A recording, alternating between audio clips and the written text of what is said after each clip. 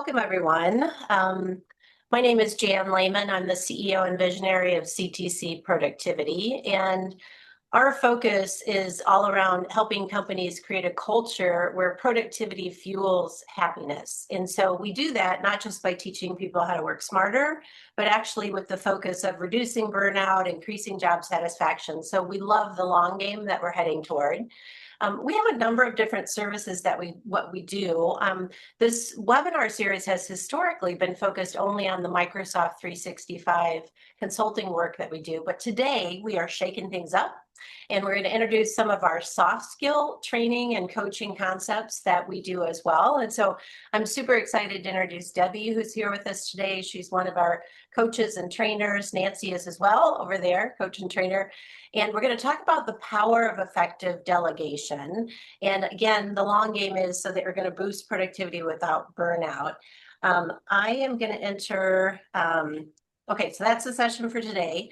And then the session that we're going to be doing next is actually going to be on using Microsoft Copilot, the paid version of Copilot, to strengthen EOS execution for leadership teams. If you're not familiar with what EOS is, it's really an operating system.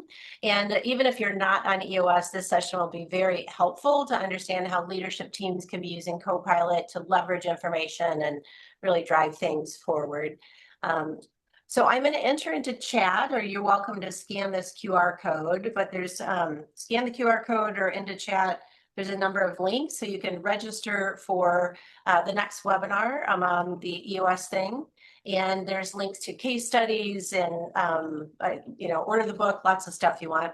I'll share the QR code at the end and also the links in the end as well. So no worries if you're not getting them right now. And so what's going to happen, I'm going to just do a couple quick intro slides, and then I'm going to turn it over to Debbie for the meat of the topic today. And then I'm going to pop back on a couple slides, and then we're going to open it for Q&A. But you are welcome. You're welcome to ask your questions during Debbie's session if you want, or hold them till the end. You can enter them into chat, but she's kind of going to go through the content, and then we'll open it up, and we can stop sharing screens and see faces, which is way more fun. So we always, if you've attended any of our webinars before, we always start off sharing a case study. And so usually they're Microsoft 365 case studies, but given the topic for today, we thought we'd share a case study where the focus was not on technology, it was really on the soft skills side of productivity. So we're working with Christy, who's a controller in an organization. She had some of the typical challenges like super heavy workload, lots to get done. She had kind of a unique challenge. She had really bad eye pain from excessive screen time. And so, of course, we helped her, use delegation strategies to get rid of really being on the screen as much. And the other thing we found with her is she was trying to delegate, but she always seemed to step back in and often double check all the work. And that's really not delegating. It's not helpful from a time management standpoint. So we worked with her on delegation strategies, time management strategies, lots of things, really came up with some specific examples of things she can do to reduce the eye strain. Really looked at why she was not trusting when she was delegating. And we coached her through on how she could be trusting your team's expertise and delegating more effectively. And you're going to learn some tips from Debbie today in that particular space on how to go about delegating the right things and how to do it for the long term. We always like to share the ROI of the work that we do. So whenever we do a coaching session, we do multiple coaching sessions with somebody, or if we do a training session, we have everybody fill out a 1-minute survey, and they can answer it 100% subjectively. And you can see here the results for Christy after the coaching. She actually said her job satisfaction went up over 80%. Would anybody like your job satisfaction going up 80%? That'd be pretty sweet. Her stress went down by over 20%. So those are both the long game that we're going for. She's now super happy in her job. She's not going anywhere. And her time savings was between 20 and 25%. So if somebody has a 20% time savings, that's like that they have a whole nother week or a whole nother day in their week to get their most important work done, get the things done they want. So it was a massive jump in productivity. I will tell you these numbers are not that unusual, just sharing with you this particular case study. And then she also just really felt more confident about her leadership abilities and had a positive impact on the team. The team really felt that she trusted them and had confidence in them, so their job satisfaction went up as well. So the overall ROI, it was just under 6,000 for the coaching. And again, you can see those metrics at the bottom. So quite the ROI on that particular coaching situation. So now I'm going to turn it over to Debbie, who again is one of our wonderful coaches and trainers on the soft skills side. And take it away, Debbie. Thank you. I'm so happy to be here. I love working with CTC productivity and just the idea of productivity not being just getting more done, but getting more of the right things done and in a way that increases job satisfaction and feels good. So, delegation, I think, is a win win productivity strategy. And I'll share more about why today. But as I get started, I would love to have you just grab a piece of paper or a note on your phone, whatever works best for you. I want you to write down or note one thing that you could delegate but haven't yet. So, what's one thing that you could? I hesitate to use the word should, but if that's what you think, should delegate, but you haven't yet. So, I want you just to have an example to keep in mind as we go through our presentation today. And I'll mention this is a relatively high level, quick presentation. It is kind of some things that are extracted from a much longer presentation and workshop. So I know that some of the pride that CTC Productivity holds is offering practical, easy to implement strategies and in a group workshop or through individual consulting and coaching. And so just a little bit of this is going to be shorter today, but I hope you walk away with at least one thing. Perfect. I always like to start with an agenda because I know I like to know what to expect. So we're going to, like I said, overview, cover what are some of the challenges to and pitfalls of delegation, what is a definition of delegation that we'll work with, when do you benefit by delegating, steps for effective delegation. I'll give you a few today and go a little deeper into at least one of them.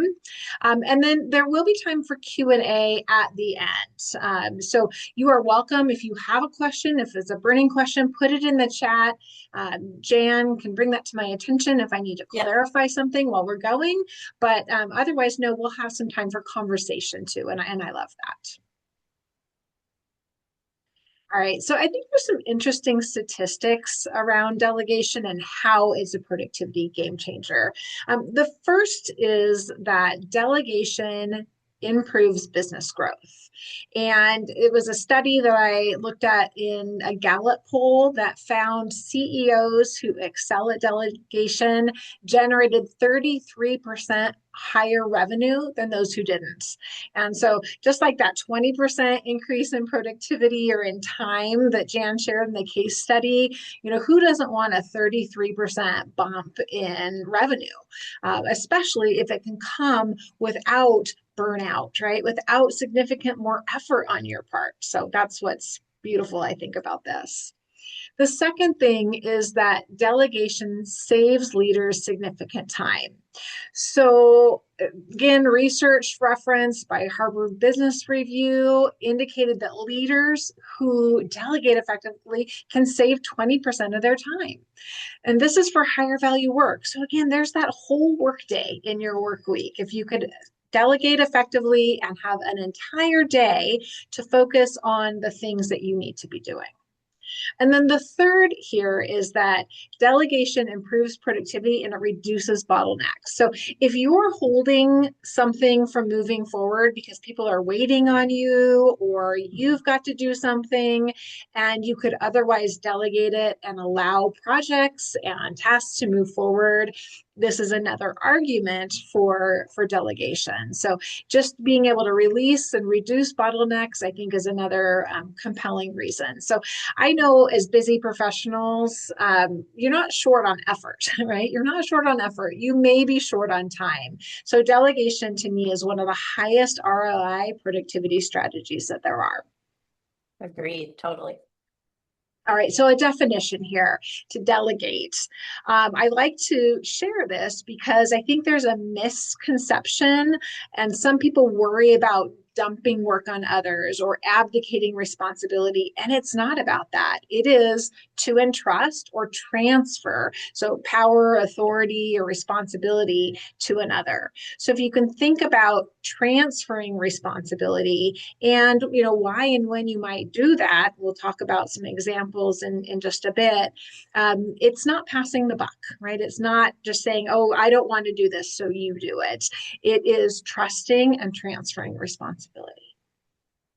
Debbie, I just want to tell you, somebody in chat said I already have one takeaway and you've barely started. So I love it. nice work.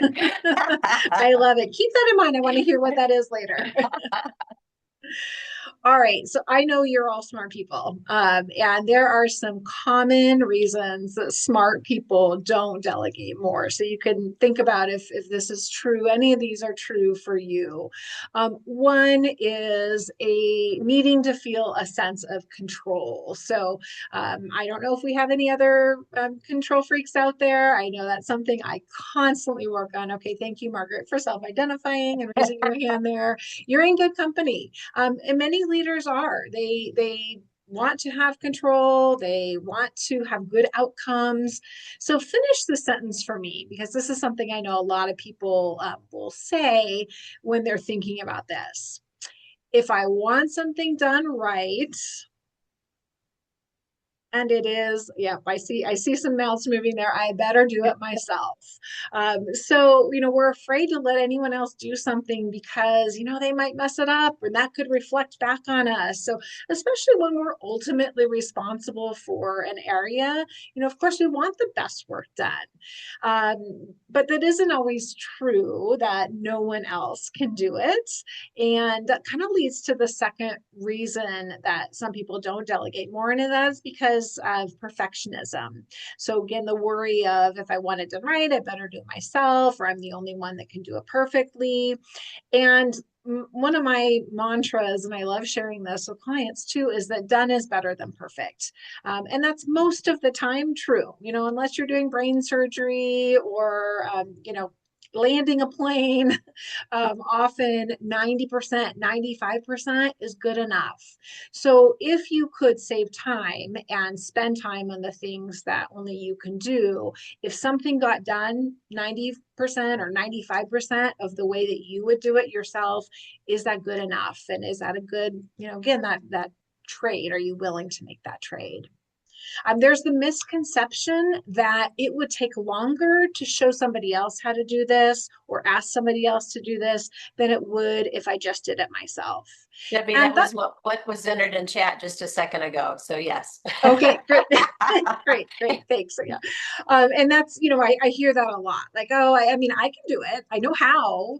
I'm pretty quick at it because I do it all the time. And that might be true. It might take longer to show somebody else the first time they do it. So yes, we need to invest some time, and we'll talk about what steps to take to delegate effectively, but we need to invest a little bit of time. But then when that thing can come off our plate and be done on our behalf, or somebody else is doing it to free up our time again and again and again, it definitely pays off. So that's why it's a misconception.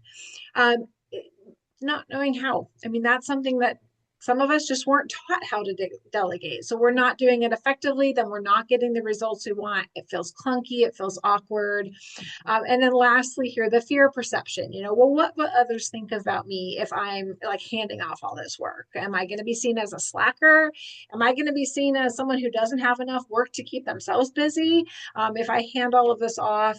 And also, well, everyone's really busy, so I'm going to be seen as unkind or not understanding if I'm asking other people to help. So these are some of the reasons that people don't delegate more. And I'm glad somebody put in the chat that one of these definitely rang true for them. Think about that thing that I had you write down. Which of these, or is it something else that has kept you from delegating so far? All right, so when and what do we delegate? So I like you to think about any particular task. Am I the right person to be doing this? Am I the only one to be doing this? Because overall, we want to delegate things that when we have the resources, meaning the team, the finances, whatever it is, when we have the resources, we want to delegate anything that somebody else could do for us that frees up our time to do the things that only we can do. So if you think about your role, there are some things, given your skills, given your abilities, given your personality, given your credentials potentially, that only you can do.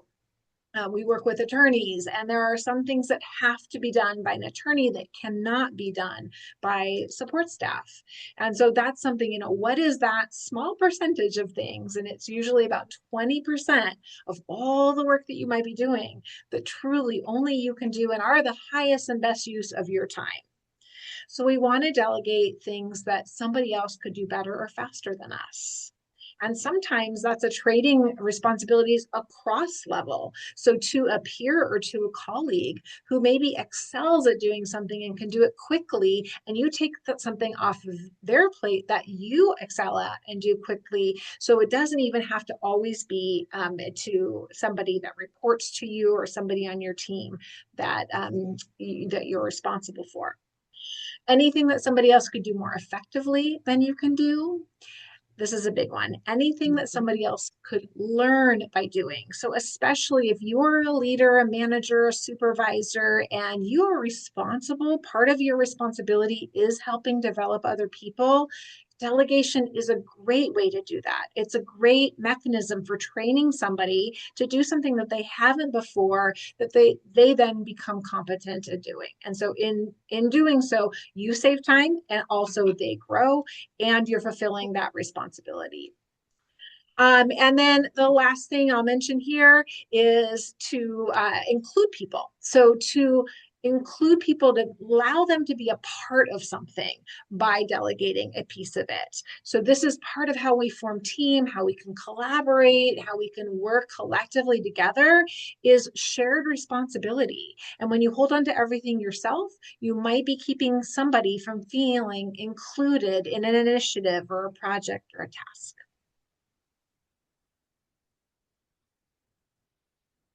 All right, so steps for effective delegation. And I mentioned we've got a longer presentation on this. There's actually 11 that I love to share, but I've chosen 4 to mention today, one of which I'm going to go in particular on. But we want to make sure that the first step is that we're delegating the right work. So we just went over, how and how to know what and when to delegate. So we're delegating the right work. We're delegating things that somebody else could do for us to free up the time that we have to work on the things that only we can do. And we're finding the best person. And that's number 2 here, is matching the task to the person. So who could learn by doing this? Who might already have the right skills, abilities, characters, traits to be able to do this effectively? So we want to make sure we're finding the right person. The third is the one I'm going to go a little bit more detail on, is we want to be as clear and specific as we can when we're delegating. And this is part of that effective part. When we are clear and specific, we are raising our chance of the other person's success and therefore our success with delegation. So we want to be clear and specific. And then lastly, we want to stay engaged without micromanaging. So Jan mentioned in her case study, the client that she worked with was initially delegating, but then really, kind of watching over somebody's shoulder, constantly checking in and overseeing the work to the degree where in that case, maybe she would have done it herself in the same amount possible, same amount of time possible. So we want to stay engaged. We want to be available for question. We want to guide, mentor potentially, if that is part of the delegation opportunity here, without micromanaging. All right, so let's talk a little bit more about being clear and specific. So what do you want to be clear and specific about to ensure effective delegation? Well, the first is the task. So what is it that needs to be done? So being really clear about that. And you can think about and keep in mind, I know a lot of people are familiar with the SMART acronym when we talk about goal setting. We want our goals to be specific, measurable, attainable, realistic, and time sensitive. And this applies when we're delegating as well, because really we're giving somebody else a goal to achieve, right? So the more we can hit those letters in that acronym, the better. So, what specifically is the task?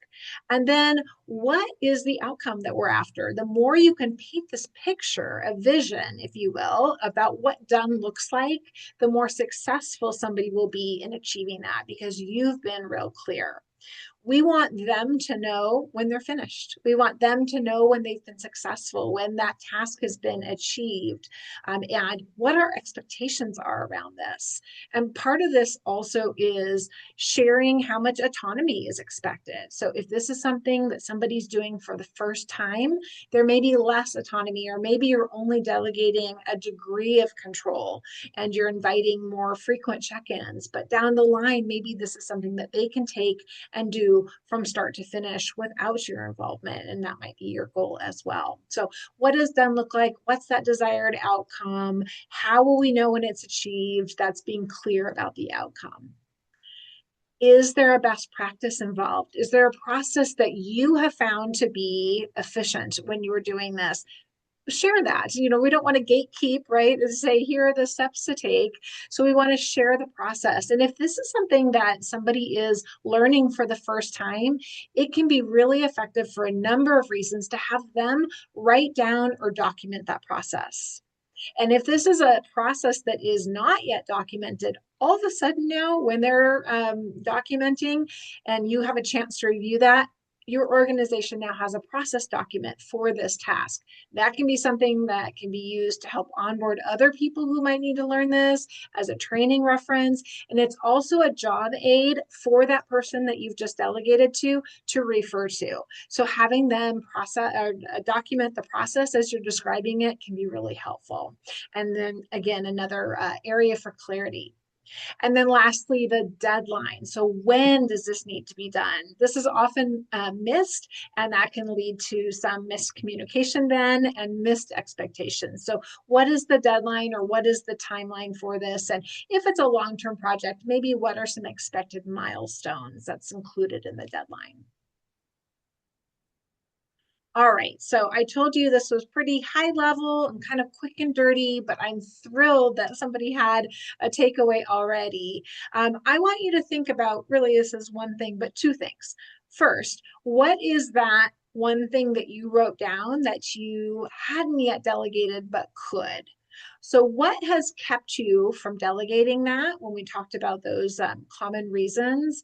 And do you feel more ready now to delegate that thing?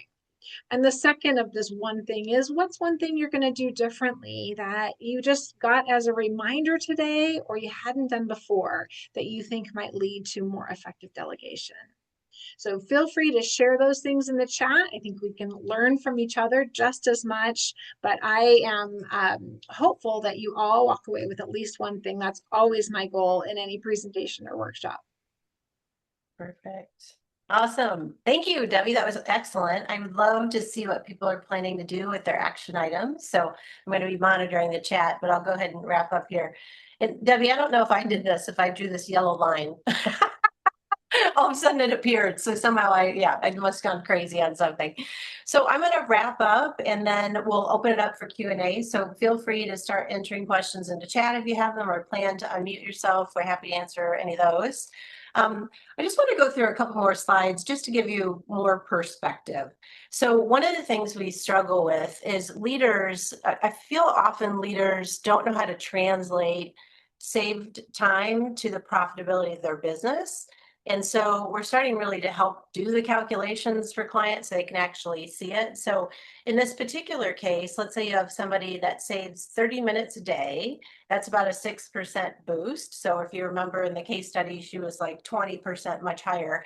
But a 30 minute a day boost, a 6% boost, really isn't that hard to hit. And if you do the translation, if this is a higher priced resource in your business, a leader, sales rep, engineer, anybody that might have a higher price point, if you're using $100 an hour, that translates to $12,000 annual savings. So honestly, just helping that one person in that training class improve their productivity by 30%, really pays for training, pays for coaching, all that kind of stuff. So help you kind of see how the dollars translate. And then whenever we do training, we one of my favorite things is we'll do a survey 1 month after the training and have everybody fill out that 1 minute survey. And the things they're answering is, did their happiness go up? Did their stress go down? How much more productive are they? And is there any dollar profitability impact? And so this was actually training results a month after training a bunch of engineers and management team. And you can see the numbers here. There's 4 people that said their happiness went up between 21 and 31%. I could just stop there because that is worth it. Instead of having to recruit and train new people because people are leaving, that's worth it. Then we look at decreased stress, 3 people, again, 21 to 31%. And then this is a number we always use for the calculating of the ROI. So there were 6 people that said that they went between 11 and 21% bump in productivity. Again, a 20% bump is you have a whole nother day in your week, every week for the entire year. And then we see dollar amounts. This is another one from another company, more in a consulting role. Again, 1 person at this higher end, 3 people at the higher end with stress. And then their numbers, I think, were even bigger, right? Do they go? Yeah. So their monthly time savings, they had 4 people that their savings was between 16 and 20%. And again, these are all the additional ones on top of it, but we just focus on the high ones. So anyway, I'm really proud of the training we do, the coaching we do, and the ROI we provide our clients. These are some of the topics where we have training sessions on the soft skills side of driving productivity. And these are things that are included in coaching, soft skill coaching, and all that kind of stuff as well. So just a reminder, I'm going to enter into chat these links again. Our session that's on May 26th, and sign up even if you can't attend because you'll get the recording. So if it's of interest to you, just grab the link and actually sign up. But again, it's about leveraging Microsoft Copilot, the paid version of Microsoft AI, to strengthen EOS execution or operating system execution for the leadership team. And perfect. So there's the QR code if you want to grab that, and you've got the links in chat. And I'm going to go ahead and stop sharing, and we'll open up for Q&A. Let's see. Perfect. Yay, we can see faces. So anybody have any questions? I don't think I've seen anything in chat yet. Any questions at all? Are you still apprehensive to delegate? If so, we'll have a therapy session right now with you. So I'd like to get your feedback on a situation where I delegated some very significant work to somebody and they actually messed it up.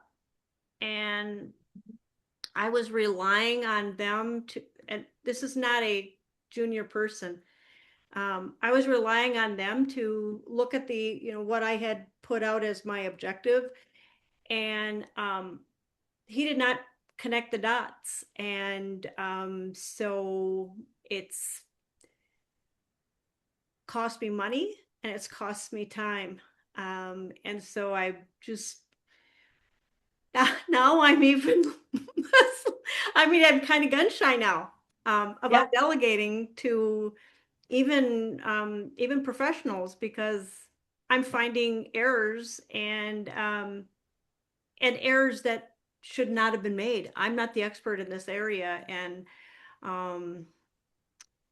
I just feel a little guilty because I'm pressing on it, and is he thinking I'm just trying to be difficult? But I'm finding errors, and it's very significant. Yeah. Debbie, do you want to do the response? Yeah, I'm happy to.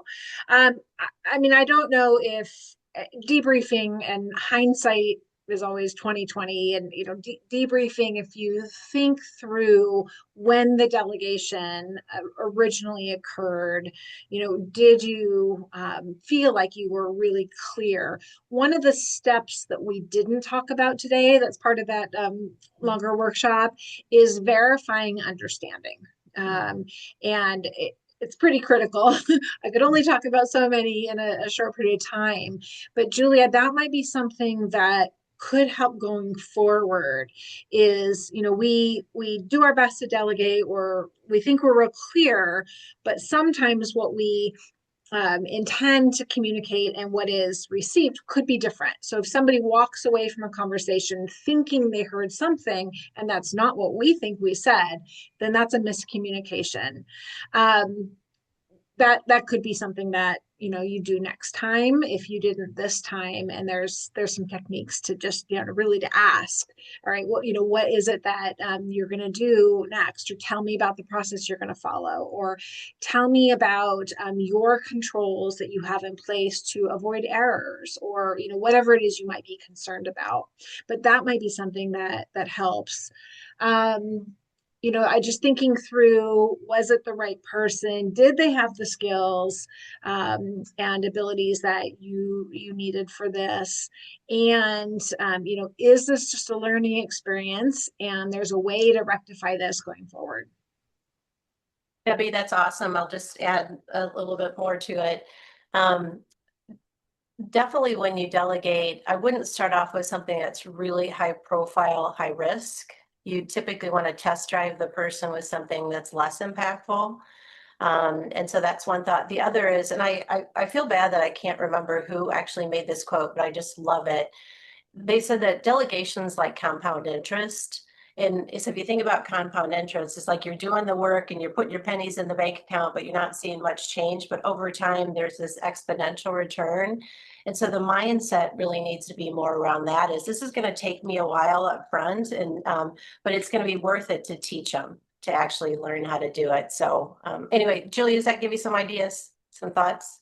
And I do have one more thing. Yeah, please. That'd be great. Yeah, this is also, again, it's another step we didn't have time to talk about today, but it is establishing check-ins, or establishing, especially for a bigger project, a longer term initiative, or where there's a lot on the line.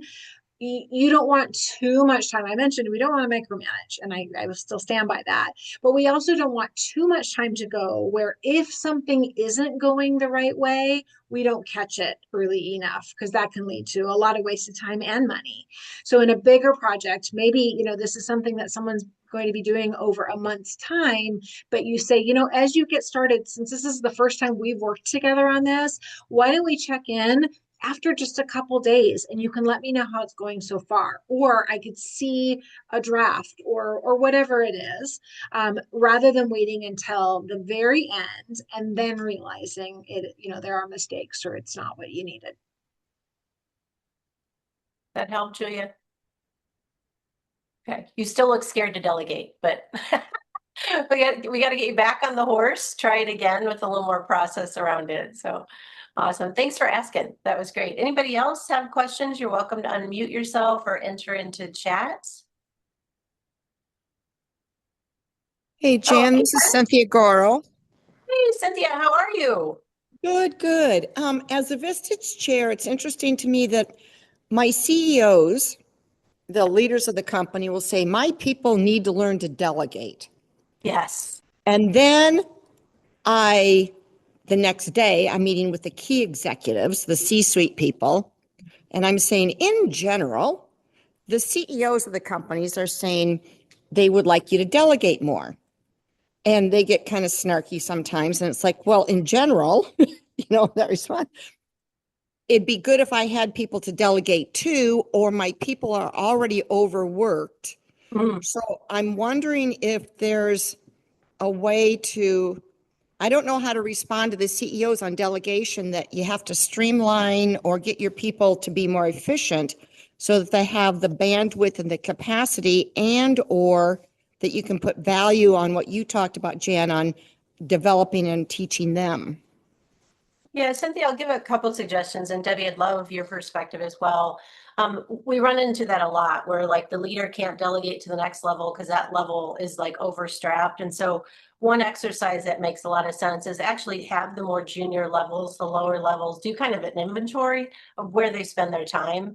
Inevitably, there are things they were probably asked to do years ago that now probably aren't as important as they used to be. And so if you can start removing kind of the C priorities off of the plate of the people down below, you create this ability to do the ripple effect down.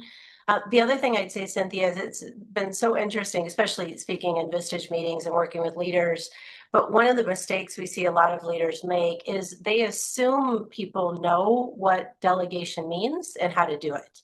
And so leaders will often assume somebody knows how to do something they do, and they do it the way they do.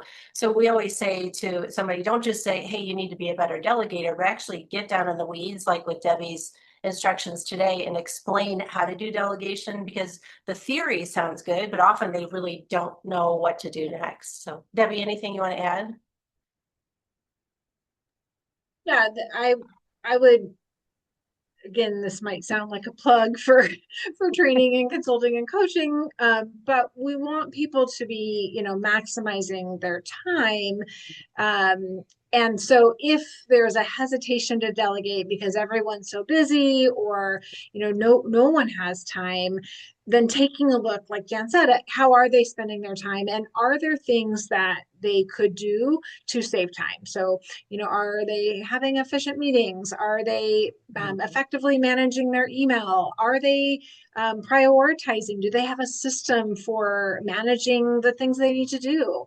Are there some things that they could employ from a time management standpoint that could free up some time as well? So just considering, where is time spent, and are there things that could be addressed to free up time across the board? And it might just be a trickle down thing, looking at what level do we need to address this, so that the level above can delegate, so that the level above can delegate, and so forth and so on. Cynthia, does that help? It does. And Debbie, you used a word, the previous question, the person that had the previous question about delegating, this high profile job that came back really bad. Debbie, you said the word "so that," and I learned when I was leading large teams is that I would try to connect the dots. And that was what she was saying, that dots. And I used the word "so that" to describe what the end result would be.